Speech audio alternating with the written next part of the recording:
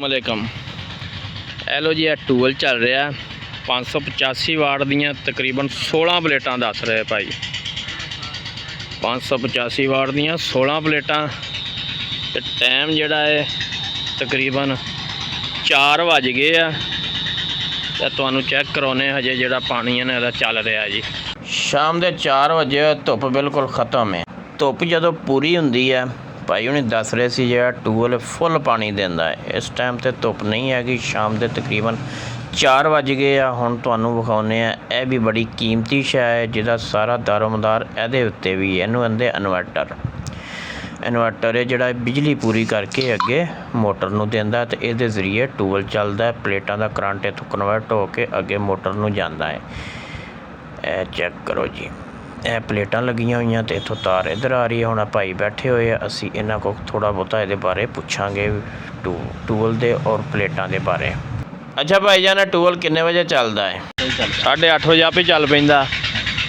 ਇਹ ਇੰਨਾ ਪਾਣੀ ਕਿੱਥੇ ਲਾ ਰਹੇ ਹੋ? ਪਾਣੀ ਤਾਂ ਅੱਗੇ ਹੀ ਬਹੁਤ ਹੈ। 20 ਕਿੱਲੇ ਝੋਨਾ। ਅੱਛਾ 20 ਕਿੱਲੇ ਝੋਨਾ ਤੇ ਫਿਰ ਹਰ ਰੋਜ਼ ਚੱਲਦਾ ਜੀ ਇਸੇ ਤਰ੍ਹਾਂ ਹੀ? ਅੱਛਾ ਯਾਰ, ਤੁਸੀਂ ਸੋਚਦੇ ਹੋਵੋਗੇ ਕਿ ਆਵਾਜ਼ ਬਹੁਤ ਆ ਰਹੀ ਹੈ। ਇਸ ਟੂਲ ਦੇ ਨਹੀਂ ਲਾਗੇ ਇੱਕ ਹੋਰ ਟੂਲ ਚੱਲ ਰਿਹਾ ਸੀ ਪੀਟਰ, ਤੇ ਉਹਦੀ ਆਵਾਜ਼ ਤੇ ਭਾਈ ਕਹਿ ਰਹੇ ਆ ਵੀ ਅਸੀਂ ਦਿਨ 'ਚ 4 ਕਿੱਲੇ ਜਿਹੜੇ ਆ ਭਰ ਲਈਦੇ 4 ਏਕੜ। ਅਜੇ 4,85,000 ਰੁਪਏ ਖਰਚਾ। ਲਓ ਜੀ, 4,85,000 ਰੁਪਏ ਖਰਚਾ ਆਇਆ, ਜਿਹਦੇ ਵਿੱਚ 16 ਪਲੇਟਾਂ ਨੇ ਤੇ ਇਨਵਰਟਰ ਤੇ ਮੋਟਰ ਪੱਖਾ ਫਿਕਸ ਹੈ। ਤੇ ਟੋਟਲ ਖਰਚਾ ਦੱਸਿਆ ਜੇ ਨਾ? ਹਾਂਜੀ ਟੋਟਲ। ਵਾਹ ਜੀ ਵਾਹ, ਮਾਸ਼ਾਅੱਲਾ, ਸਾਰੀ ਜ਼ਿੰਦਗੀ ਵਾਸਤੇ ਮੌਜ ਹੈ।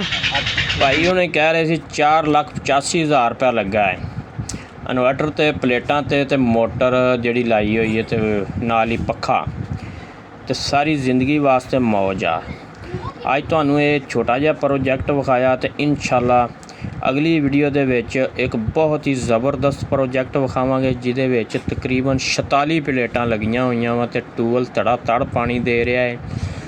ਤੇ ਇਨਸ਼ਾਅੱਲਾ ਮਿਲਦੇ ਹਾਂ ਅਗਲੀ ਵੀਡੀਓ 'ਚ। ਬਾਕੀ ਜਿਹੜੇ ਭਾਈ ਇਨਵੈਸਟਮੈਂਟ ਕਰ ਸਕਦੇ ਇੰਨੀ ਕੁ 4.5 ਪੌਣੇ 5 ਲੱਖ ਰੁਪਏ, ਉਹ ਆਪਣਾ ਇਸ ਤਰ੍ਹਾਂ ਦਾ ਟੂਲ ਲਾ ਸਕਦੇ ਆ ਜਿਨ੍ਹਾਂ ਦਾ ਕੋਈ ਮੁਰੱਬਾ ਜਾਂ ਅੱਧਾ ਮੁਰੱਬਾ ਜ਼ਮੀਨ ਹੈ। ਬਾਕੀ ਛੋਟੇ ਵੀ ਲਾ ਸਕਦੇ ਆ ਤੇ ਆਪਣੀ ਕਪੈਸਿਟੀ ਦੀ ਜ਼ਰੂਰਤ ਹੈ ਜੀ। ਮਿਲਦੇ ਹਾਂ ਅਗਲੀ ਵੀਡੀਓ।